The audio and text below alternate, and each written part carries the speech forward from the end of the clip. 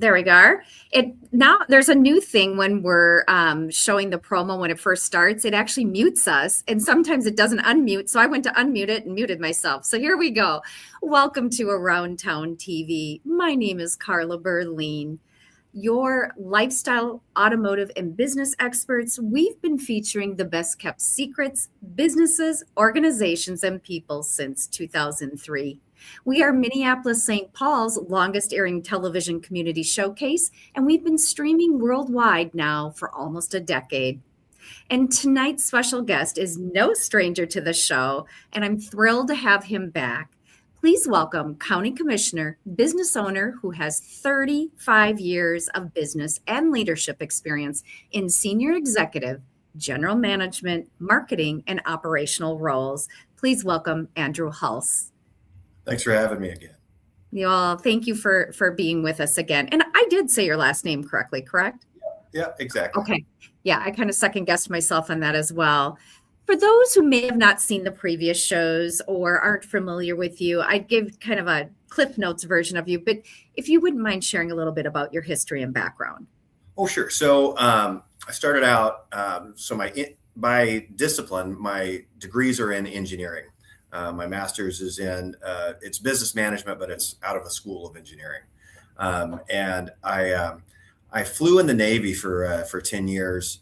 I was a naval flight officer in P-3 Orions, which are submarine hunters, and I had a number of leadership roles and leadership development courses through my time in the Navy. I was a flight instructor toward the end of my active duty time.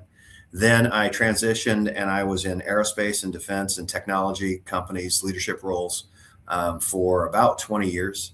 Ended up transitioning into my own company that I run. Opened our first store I guess it's about 11 years ago now. And that's been going along nicely since. We've got a couple of stores now. And then I also was elected in 2022 to County Commissioner of District 1 up in Sherburne County. So, and now I'm serving in my second term as County Commissioner there. So that's my background. A lot of time doing leadership development, a lot of time developing teams, businesses, and those sort of things. And I think one of the things the primary thing we're going to talk about today is how you transition into a new role. Absolutely. And interviews, tips and techniques, the do's and don'ts of the interview process, and what to expect entering the corporate environment. And this is a good show if you know somebody who's just graduating from college or is going to, maybe somebody, a female or male that was a stay-at-home mom or dad, and now the kids are off to school and they want to re-enter the workforce. Maybe it's somebody like myself who was self-employed for 25 years and then last September went back into the corporate world. And was through that interviewing process again. There's so many scenarios. And so I'm grateful to have your expertise and background here to discuss that. Thank you. And thanks for having me once again. I thought we'd start out by talking about some of the things that you need to do, long before the interview ever starts. And Great. One of the things I wanted to bring up, because it's when you're going through a change, whether you're changing jobs, you're changing careers, or whether you're just starting out trying to find your first job coming out of school or training or whatever. One of the steps that people tend to avoid, because it's one of the hardest parts of the job search, is networking. And so I want to talk a little bit about that and how important it is. I read somewhere, and I don't remember what the exact statistic was, but it was somewhere on the order of 50 to 70% of jobs that people get are unadvertised. So, oh, interesting. That's huge. Yeah, it is. It's a significant portion of and I don't remember the exact statistic, but it's a significant portion of the job market. And so if you're not actively networking, then you're missing out on a big chunk of opportunities out there. Mm-hmm. And so, one thing I wanted to talk about is a little bit, okay, so how do you do networking? Mm-hmm. And the reason that people don't do it is because it feels like you're selling yourself. It's uncomfortable. You're putting yourself out there. But what you want to do is you want to make contacts, and you start out with the people that you know. And when I'm coaching job hunters on this, what I tell them is create a spreadsheet, and you create a spreadsheet of all the people that you know, and you contact them and say, hey, I'm starting my job search. Could we just have a coffee? And you go and you have a coffee with them, and you talk about what you're looking for, get them to talk about what they do, about their company, where they work. And then, but you always have to, this is a sales job. So you always have to close. And that close is there someone else you think I should talk to? And if so, can you help me make that connection? And so you do that, and then you add to your spreadsheet, and you go out and you try to set up an introduction with this next person, and you do the same thing again. And what you're doing is you're expanding a large network of contacts.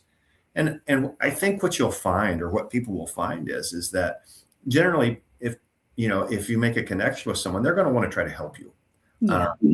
And if they like you and there is an opening in their position, or they know of one, maybe not in their division or their department or whatever, they will help you get in contact with the right people.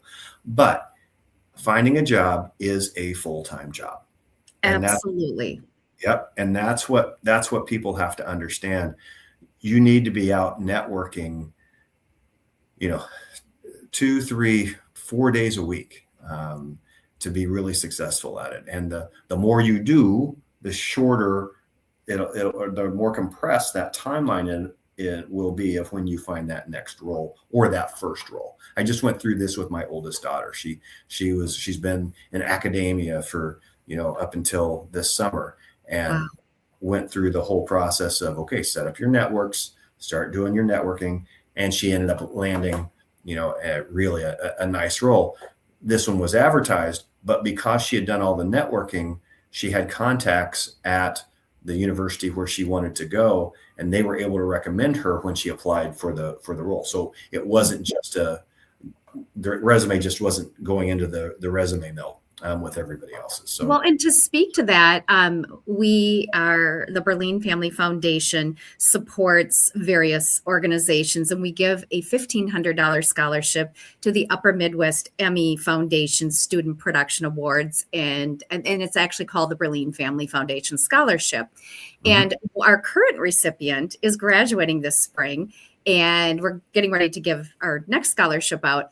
And her and I became close. I love all the kids, and I always tell them I'm here to mentor you. Well, she took me up on it. We meet almost once a quarter now for lunch, and enough so where I got to know her and her background. I have everything about her. So she's been applying to grad schools this past 6 months. She's asked me for my recommendations. So see, there's that connection there too.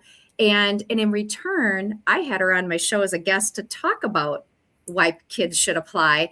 And also she's, done some special guest videos for us of the Student Production Awards, and encouraging, because she has also been nominated and won many awards for the Student Production Awards. So it's those kind of connections and relationships that I always encourage the kids to continue.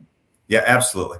And the other thing that happens, because you're doing all this networking, you're getting used to introducing yourself in front of people that you don't know, which is an important skill going into an interview process, right?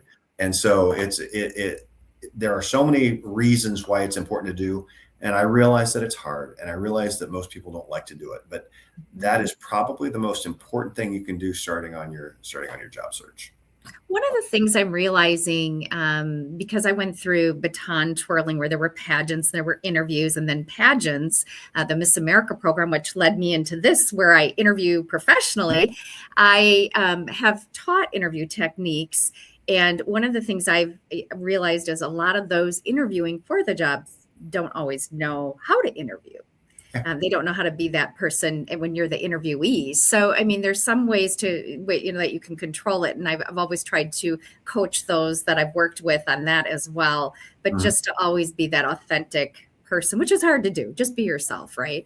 When you're going in and you're trying to secure what keeps a roof over your head, essentially. Yep. Yep. Yeah. Or, you're trying to get into your field and you want to try to find that right job for you and all that stuff. So, there's a lot of stress involved, especially if you're transitioning, mid-career. I think it's more stressful then, but it's still stressful at any time, whether it's your first job or whether it's your third job. There's a lot that goes into it. The next thing, so then as you're going through and networking, and now you start to find some jobs, the next thing I find what people struggle with a little bit is they've come up with a resume, but then they don't customize the resume for each role. Yeah. And I can't tell you how many resumes I've received, for example, where it's a good generic resume, but it doesn't speak to why they're qualified for the role they're applying for with me. Interesting. Yeah. And so it's important to remember, especially now, because it is so easy for people to apply, the volume of resumes that jobs will get, you have to stand out, within that one-page resume. And oh, by the way, if you are a new grad coming out of school, keep your resume to one page. It's it's not nobody. If you're just coming out of school, you don't have much job experience, nobody's going to read to page 2. So make sure that your resume fits on one page. And like I said, make sure it's customized. I'm not saying in any way, shape, or form embellish your experience. What I am saying is make sure you target your experience to explain to the individual that's screening your resume, this person is qualified for this role, or we would like this person in this role. What about these big corporations, banks, whatever it may be, Target, whatever, and they have, or Allianz, you'll apply online and they have this is even before AI and ChatGPT became so huge. They actually scan your resume and bip it or put it forward. Yeah. And I think that's only gotten more and more complicated because now a lot of companies are using AI screening. And so they're using AI, just like I said, just because if you go through Indeed or whatever resume service, it's a blessing and a curse. It is so easy to apply for a ton of jobs. You can do it with one click on Indeed, but that also means everybody else can do it with one click. And so consequently, these jobs, they get inundated with resumes. And so they use AI to go through and sort and do the first cut on what which resumes are going to get past the first screen before they get it to a human. So once again, you want to make sure that resume stands out. I've also heard, I don't know that this is true, but I've also heard that they will kick out resumes that have an indication they were written by AI. Interesting. And how do they know that? Because AI tends to think that it can recognize other AI. Oh, okay. Wow. So now I've only heard that in a few circles, but I have heard that that's the case. So I would be a little careful about using AI to write a resume or a cover letter. Now, I don't see anything wrong with using AI to generate ideas, but then make sure that you're actually writing it, writing the resume, writing the cover letter, if a cover letter is required. It depends on the company. A lot of companies don't want cover letters. But yeah, so you've got to be real careful with with your resume and make sure that you're customizing it. If this is a job you really want, make sure that you're spending the time to putting in the effort. Yeah, because you got to get past that first screen before anything else happens. That is such great advice. And the cover letter, I didn't realize, because it will say, and a lot of I just went through this myself, and to submit resume and a cover letter, how do you know which companies do want it or don't want it? I think it depends. A lot of companies will require a cover letter. And so if they'll put it right in their application process, please provide a cover letter. I can tell you when I was in corporate, we almost never looked at cover letters. We specifically just looked at the resume. Now, I don't think it hurts at all, like with the online systems, if you can write just a very, very brief paragraph on why you're applying for that specific role. But once again, don't get caught in the trap where you upload a cover letter to Indeed or whatever, and you send that out to every company. That cover letter needs to be specific to the company that you're applying to. So once again, it's more work, but that's also indicative. If you're not willing to put in that work, the company's going to say, well, if they're going to put in the work to try to sell themselves, how are they going to sell my Right. my Usually, goods and wares or do whatever, exactly. Usually you're putting your best foot forward at that point. One of the don'ts that is so obvious, a lot of people use LinkedIn, and I know there's some issues with LinkedIn and phony jobs. I found mine on LinkedIn, so I'm grateful. But I have a couple connections of people who are looking for jobs right now, and they use it almost like Facebook of how they're feeling through the job search. And one person in particular just the other day just said, I've had it with these people. In fact, I'm had a third one and now they're not getting back to me. Well, they're probably connected to you on LinkedIn and they're probably reading that. And that's a big don't. Well, you know what? And this is something that I think people don't necessarily think about. And, I'm always thankful, that I grew up before social media. Me too. But what job seekers have to realize, like when I go through and if I'm getting a resume, first thing I'm going to do is Google them and look at their social media. And if I see a lot of negativity on their social media, or, I hate my boss, or I hate my job, or, hey, I told my boss I was sick so I could Right. stay home and go to a picnic or go to the lake today. Okay, well, pass. So you have to be very, very careful. And I realize your social media is supposed to be what you share with your friends, but it's not private. No, it's not. And so people have to realize companies go through and they look at social media and they will look at what you're posting, and that's actually going to be their first impression of you, is what they find on social media. So you need to be aware of that. Point. Yeah, one of the things with my company that I was very impressed with, they do monetize or moderate it, which I was glad, and I'm not afraid because I've done this for a living, so I'm out there and I get paid for it. So like when I was at urgent care yesterday, but my boss knew I was at urgent care, I able to share those kinds of things. But one of the things I was very impressed, and it's important to realize, is they don't want you posting political stuff. Yeah. And you know what? I agree with that. It's because it as we've seen here in Minnesota, what it does. I think, I think that's one of the challenges with businesses and is that I think a lot of companies are coming to the realization that if they stick their head in politics, it's a no-win situation. Mm-hmm. If they and I can understand the argument where people would say, well, I want a company that shares my values. Yes. And I understand, and I do understand that argument, Mm-hmm. but I would say not there are companies, I think, that it makes sense for them to delve into the political arena. It's kind of sort of in the wheelhouse, right? Yes. But I also think that there, at least what I'm hearing is that there's a larger group of companies that are saying, look, I just want to provide my good and service.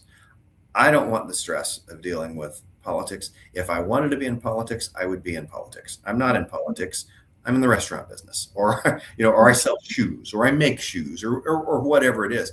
That's what I want to do, and I want to go home, and I want to, and so I think you're right. I think there's an undertone within the within companies that that's not our wheelhouse. That's not our lane. And And I think that clashes a little bit with some of with some of the younger cultures, because they feel like that they want their companies and they want their employers to be politically involved and aligned with them. But I think that'll sort itself out over time. But I am seeing a lot of companies that are saying, look, we're just here to sell shoes. You know, Right. That's what we want to do, and we just want to sell shoes, do our job, and go home. You know, And we want you to sell shoes to everybody. You know, Yeah. I always say, I don't care what political beliefs my clients are, as long as their check is good. Well, now it's all digital, you know, transferred digitally, but that's all that matters. If, you know, I'm able to help them gain visibility, get more customers, and grow their business, and they're paying, and their payment's good, and they're great people, that's all I care about. And but I get it. Yeah, but it goes back to what we were originally talking about, which is on social media. Just realize that whatever you've posted out there, they are gonna look. You know, if your resume has gotten through that first screen, they're going to see if they can find you on social media, and that's going to be their first impression of you. And just realize, just because your resume got through that first screen doesn't mean you're going to get an interview, because then it's going to go through a couple more screens, and that's one of them. And if they feel like you're not going to be a good employee for them based on what they see on social media, then your resume is just going to get kicked out. And remember, at the end of the day, what you know, whether we like to admit it or not, what you're doing is you're entering into a transactional relationship. The employer is there to purchase labor from you in one way or another, and you get paid for that labor. That's pretty much the end of the relationship. Right. So, so you need to realize that it's, you know, that's what they're looking for, and they're looking for who can provide that service to them the best. Yeah, who's the best candidate to be, you know, in that role? Yeah. So keep that in mind, and then that sort of takes us to, you know, actually going through the interview process. You know, Yes. all of a sudden you get a call back, and it's it's a job you want, and so now they're setting up the interview. Now it's important to make sure that you do an extra dive on your research on that company then. And if you can, the person who's going to be interviewing you. Yep, absolutely. Because the worst thing you can do is walk into an interview and they say, "Well, why did you apply for this job?" And you're like, "Oh, you know, I need to work." Yeah. Or tell me, so what do you know about this company? Oh, nothing. Well, okay. Yeah. Well, that sort of indicates a certain level of laziness, right? Absolutely. You've gotten to the point where you're in, you know, you've gotten an interview. Make sure you take the time to research the company, research the role, research, to your point, you know, anything you can find on the person you're interviewing with. If you know someone in your network that has a connection there, make sure you utilize that as well. And then make sure you're fully prepared going into the interview, and also make sure you've got good questions prepared in your head that you want to ask at the end of the interview that are specific to that role and to that company. One thing I did when I was interviewing for the role I'm in now, where ChatGPT did come in handy, I took the job description, I put it into ChatGPT, and I said, if you were going to interview me for this job, what would you ask me? And then I took that and put it into ChatGPT, and I said, what would give me some ideas on how good responses to these questions. Oh, I like that a lot. Yeah. And the other thing I did, to your point, when you were talking about mutual people, I went to LinkedIn immediately because I was told all 3 interviews who I'd be interviewing with, and connected with them on LinkedIn and sent them a quick note, looking forward to meeting with you. But it also showed me some connections, and each one of them asked me if I knew a certain person that's pretty high up. And I said, no, I'm connected with that person on LinkedIn, but I've never met them. I thought that was very important to be truthful, because, it's important to be truthful, but it would, how I could have tried to meet with that person just so I could say I knew them. I didn't. Right. Yeah. Right. No, I think you're right. You need to be straightforward, but what that shows somebody is initiative, right? It shows you're enthusiastic about this particular role. You know, a couple other hints and tricks. One of the downsides of it being so easy to apply for jobs now, and you can apply for so many, is I find that sometimes candidates don't respond. So, you know, your resume has gotten through the screen. Whoever is doing the interview reaches out to either set up a phone call, maybe a phone screen, set up a time to meet, and the candidate never responds. Really? Yeah. It happens. I've heard through my connection with business, you know, with various businesses, probably upwards of 50% of candidates never respond back to an interview request or a phone call or something along those lines. Well, it's common to not hear from the company, you know, but I've not heard the other way. That's really interesting. Wow. Yeah. And so, you know, the challenge with that is, you know, it could be that they're receiving, you know, quite a few responses for their, you know, for their resumes or whatever.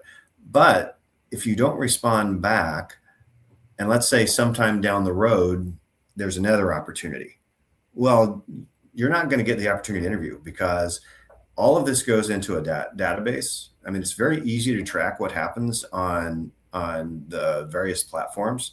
And there's going to be a note next to your resume that said, you know, reach out and never returned a phone call, you know, something like that. Yeah. And that goes along with the second piece, which is, believe it or not, you get resumes, you get interviews set up. Well, guess what? You make sure you show up for the interview, because a number of, you know, probably a third of what I'm hearing from, once again, other business owners and that sort of thing, is about a third of candidates, they set up an interview and the candidate never shows up. I would never, maybe I'm old school. I would never, let's say I had received a job and a job offer that was my ideal job and I accepted it, I would immediately reach out and just say, hey, I just got my dream job, but thank you. And you never know what happens in the future. Let's stay in touch. Well, and that's exactly right. And what you have to realize is that you're wasting somebody else's time. Your time is no more important than anybody else's. Disrespectful. It's very disrespectful for other people's time. So make sure, and things do happen. People get sick. Right. Things come up. Happens, you know, or you take another role. But it takes 2 seconds to reach out to to that employer that you had an interview with and just say, I really, like you said, I really appreciate the opportunity. I've taken another role. I wish you the best in your candidate search, that sort of thing. And that's all you have to do. And it goes a long way toward goodwill. Well, and wow, I didn't realize so much of this was going on. Mm-hmm. Interesting. Yeah. We talked a little bit about make sure that you've got good prepared questions for the interview process and that sort of thing. Mm-hmm. The thing that I think that people, as you're going through the interview process, especially when it's for larger roles, you're probably going to have more than one interview. You're going to interview with more than one person. You may do a panel interview, that sort of thing. But be prepared for more than one interview. Now, another piece of advice that I give people is sometimes people will go into an interview and they're perceiving the interview as the applicant is interviewing the employer as much as the employer is interviewing the applicant. Technically, that's true. But what you have to understand is this is a process. Mm-hmm. You're going into the process where you're trying to sell yourself. Mm-hmm. And the employer is looking at, is this person a good fit for our company? Does this person have the knowledge, skills, and abilities to do the job we're looking for? Are they, like I said, are they a good cultural fit? All of those things. At some point through the interview process, it switches where instead of you selling yourself to the company, Now the company is trying to recruit you. Mm-hmm. That's the mental shift that you want the chasm that you want to cross. If you go in right away and you're throwing out a bunch of things that you want to know, and you want to save that for later in the interview process, like, work-life balance and all those things. But if you throw that out too early, it's a red flag to the company. Oh, that's great. Let them control it. And, you want to go into that first part of the process like this is the most exciting job you've ever heard of in your life, and very important to you. Ideal job for you. You are 100% enthusiastic about it. You can't go into that with any indication that I could take it or leave it, right? Mm-hmm. You don't want to do that. Now, so you go into every job interview like you were born to do that job, right? Right. And don't be late. Right? And if you're doing it remote, get on at least 15 minutes early, because if technical problems happen, like I had never used Teams. I had it, but Minnesota, we use Zoom a lot. Yep. And or Google Meets, and I had never used Teams. So I practiced, I tried to log on, and their security in the company that I currently work for was so strong, it wouldn't let me use my Teams. I had to log in, and it was, my mute and my video. And so I was glad I did that, just so I was prepared. Yeah, absolutely. And so, you want to go into that whole process enthusiastic and really sell yourself. Like I said, at some point, if it's working out, that dynamic is going to shift. And now they're trying to recruit you. And you can usually tell when that happens. Mm-hmm. Now, that doesn't mean to get arrogant, right? Right. What it does mean is once you get to that point, now you can start thinking about, how you're going to negotiate salaries, benefits, those sort of things. You can start asking some of the questions you want to ask around, paid time off, those sort of things, work environment, all that sort of stuff. And if they're trying to sell you on it, you're going to be able to tell that, right? So, but you want to realize that that's the process, that's your goal, is to get to that. Even if it's not really the ideal job for you in your head, you still want to handle it that way, because you can always say no. At the end of the day, your goal is to get a job offer. Right. And that's what you're trying to achieve, is get a job offer in hand. Just because you get a job offer doesn't mean you have to take the job. But your goal is to get that job offer. Now, you have to be honest about it. I'm not by any means saying that you should be dishonest in any way. But you do have to be enthusiastic about every interview that you go into. The other thing I tell people is go into every interview that you get.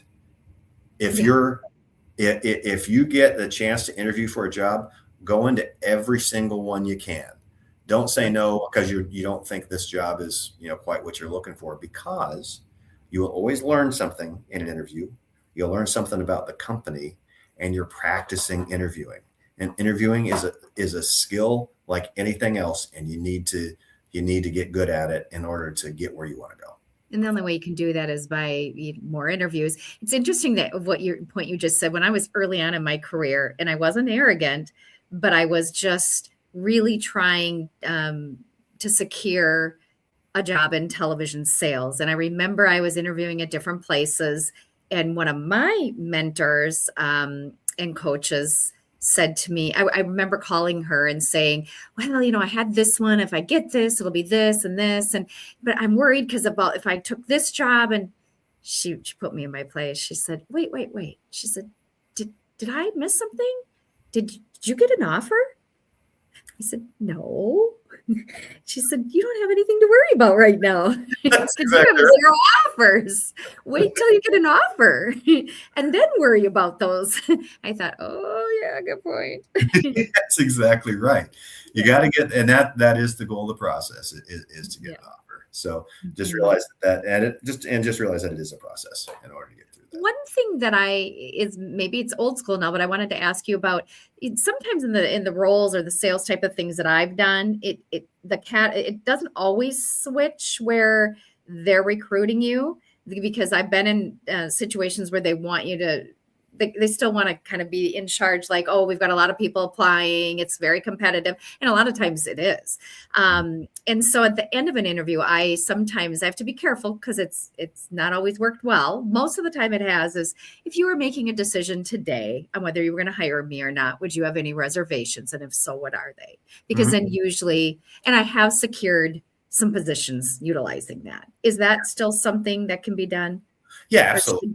Okay. Yeah, I think that's absolutely true. I would say, over the years, that I've interviewed people, even if I had more than one candidate that was qualified for the job, when I made a decision on which one I wanted to come in, and maybe I had a backup, right? I still very much wanted the one. I can't think of a time that I didn't care which one took it, right? Oh, okay. And then you'd start recruiting. Yep. Yeah, so well, that's just a sign of your expertise on the other side too. Well, yeah, that could be, I suppose. But I do think that switch happens whether or not you see it. But I do like your question there, because if there is a reservation, it does give you the chance to address it. Because once again, you're still dealing with interactions with people, and maybe in your mind you've made something clear as far as your experience or background or expertise, but they didn't catch it, or personality, or cultural fit or whatever, but they didn't catch it. This gives them a chance to come back and say, well, I'm still wondering about X, Y, or Z. And that has happened. Address that. Yep. Yep. In fact, one of my first home shopping television host positions, because I had done some modeling, some guest hosting, and I finally had the opportunity for a real host position, and it paid very well. And I remember closing with that because I knew there was a lot of competition. And she said, yes. She said, at the time I had my hair flipped, and she said, I don't like your hair. I would want you to, and she explained, and you have that Minnesota accent, but that's not a deal breaker. And I said, well, do you have a hairdresser I could go meet with? And she said, absolutely. And then she made me an offer on the spot. Wow. Okay. See, and that's a perfect example of you cleared up the last little bit of doubt in her mind. Had you not done that, might have gone through, 2 or 3 more candidate interviews at that point, just to make sure they get the right person in the role. But by doing that and the way you handled that then closed the deal. Yeah. And I used that technique a little bit today in a sales meeting I was in. I had somebody who had done some homework about us, and for the most part, they had got great feedback. But they said, oh, I talked to this one person, and they, and I said, well, what did they say? And he told me, and I was able to explain it. And I said, well, tell you what, how about if we do X, Y, and Z? And he's like, oh, wow. Okay. So, it's just trying to earn the business or earn a job, or, it's the same type of thing in sales. And interesting. Great feedback and coaching. And I can only imagine all the years and the leadership roles you've been in. What do you experience? Well, I appreciate that.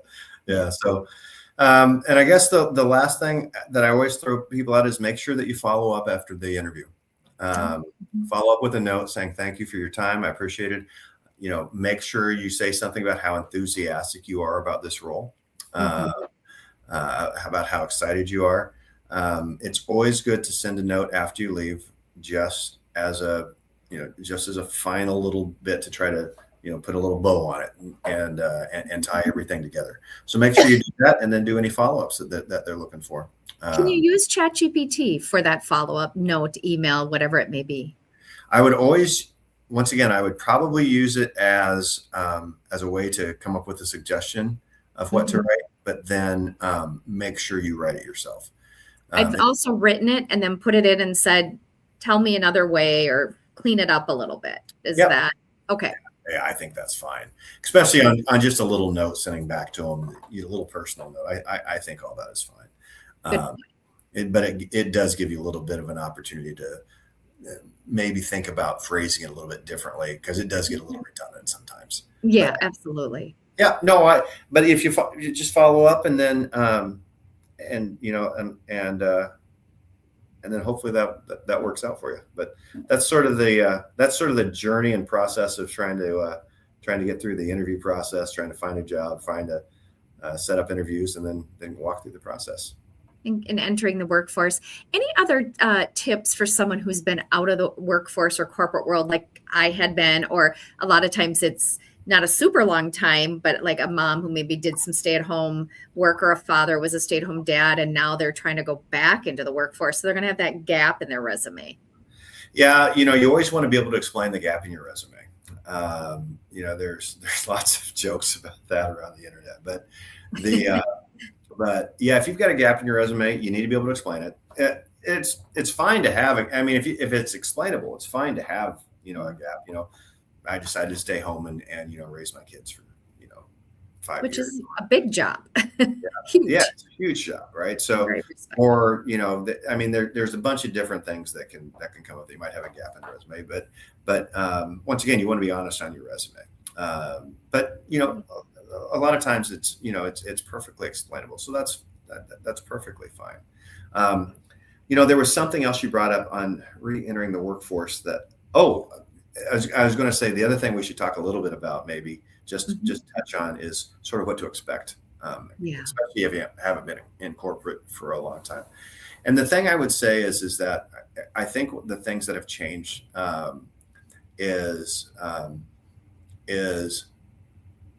corporate jobs in especially and I don't know about all small businesses, but I will say general corporate type jobs. They have become more and more transactional in nature, and I think most people just need to come into that. And I think that this, Gen Z and millennials, I think they understand that, and I think I think that's why, what I hear from corporations and executives in corporations now is that, well, nobody's loyal to the company anymore. They're just going to jump from job to job to job, and that's how they're going to do their careers. My response is what did you expect? Since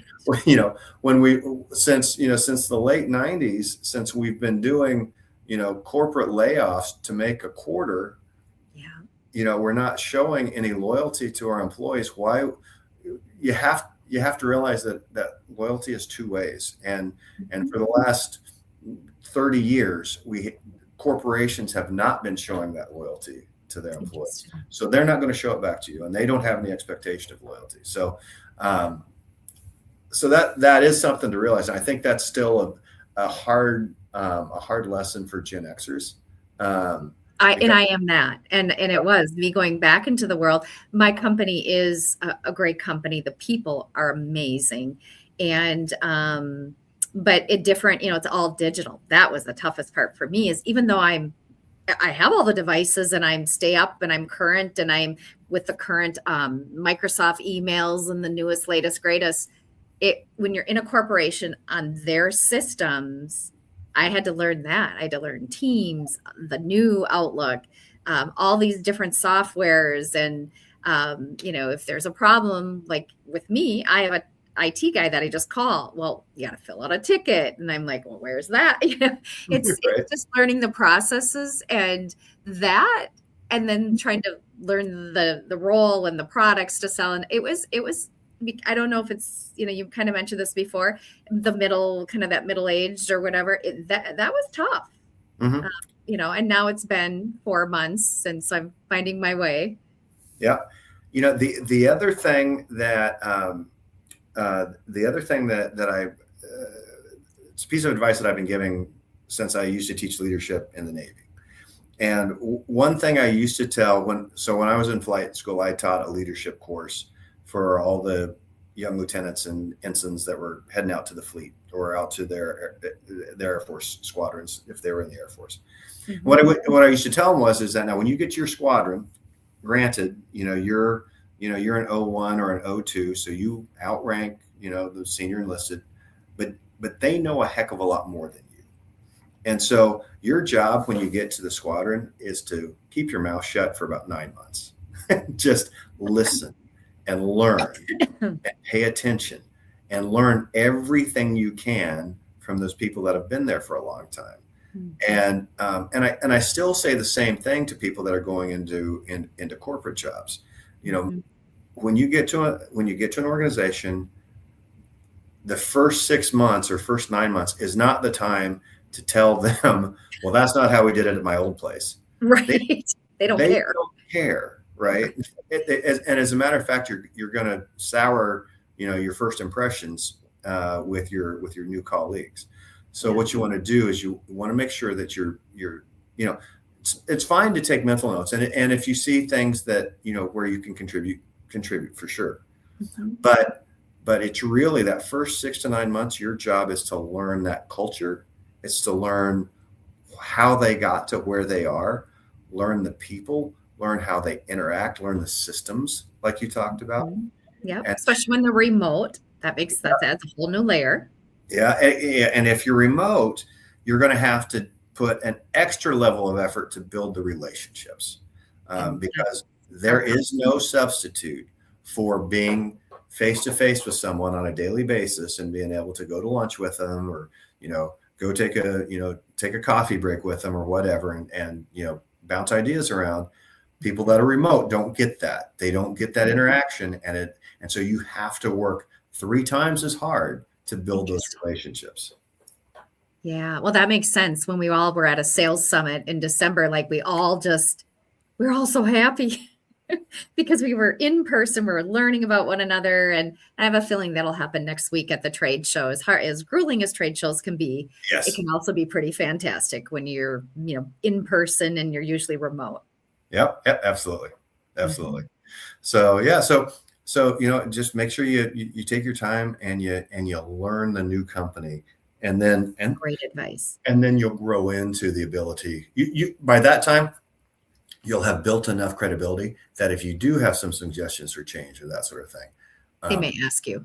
You'll have more credibility than coming in and trying to do it the first week you're there, something like that. Right.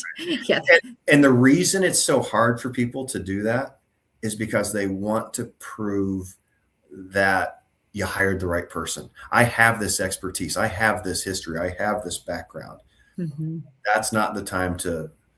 You're gonna gain a lot more credibility by sitting back, doing your job well, mm-hmm. but by learning that culture and that organization for the first 6 to 9 months.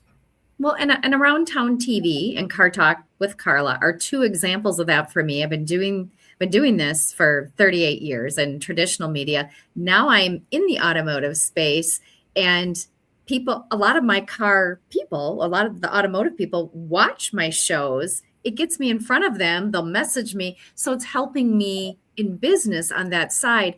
But I'm hired to sell the products at the company I work for, which is street companies. And so I have to be careful, even though they've given me their blessing to do this, that I don't cross that line, that I use it as one of the tools for outreach. Yeah. Which I do. Yeah. Absolutely. Yeah. I mean, stay respectful for that. What else haven't we covered, or anything else you thought of as we were going through our conversation? Well, I think we've been pretty extensive today. I mean, yes, we have. We always are. We try. But I think it's a good conversation. The workforce is always ever changing, and the dynamics of how you navigate your career, no 2 are the same. But hopefully we've given some hints and some pointers on how to help people get started and get through that process to start finding that role that they're looking for. I hope so as well. And I would love to have you back again in a month or so, and more in the spring if you're up for more sure. topics. I always love these, so I'm happy to do it anytime. Perfect. We'll talk offline on that one. And before we close the show, and before I share what's coming up on Thursday. Is there anything else you'd like to say? Nope, I think we're good. I appreciate your time today. And thanks again for having me. Oh, it's always a pleasure to have you, Andrew. And for those who are tuning in, not only do I thank you, but I encourage you to tune in on Thursday evening at 7 p.m. Central Time for our Car Talk with Carla segment on Around Town TV Live. I have a very special guest. It is Dave Rain, the CEO of Stream Companies, where I currently work. And I'm so excited to have him on the show. We're not only going to talk about Stream and the why and what sets us apart out there. Everyone's looking for that magic wand to move the needle to sell more cars, but we'll talk about the industry. He's an automotive expert, hasn't ever, that's what I love working for Stream so much for, is we have the media expertise and we also have the automotive expertise.